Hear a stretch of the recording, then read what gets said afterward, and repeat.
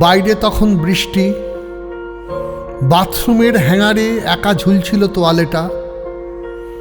নিবিড় দুঃখে শ্রাবণের ধারার মতো কান্না এলে লোকটা একা বাথরুমে। সে মুছে দিত চোখের জল পরম মমতায়। তোয়ালেটা ছাড়া আর কেউ কোনোদিন লোকটাকে কাঁদতে দেখেনি। যেন মায়ের আঁচলখানি স্নানের শেষে পরম যত্নে সে মুছে দিত বুকের দুঃখ যত।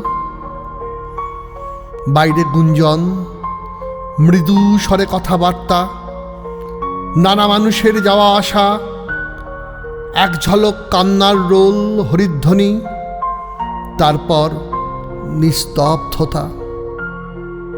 বেলা গড়িয়ে দুপুর থেকে বিকেল হয়ে সন্ধে। দরজার বাইরে রাখা নিম পাতা, ছোলা গুড় আর পাটকাঠির আগুন।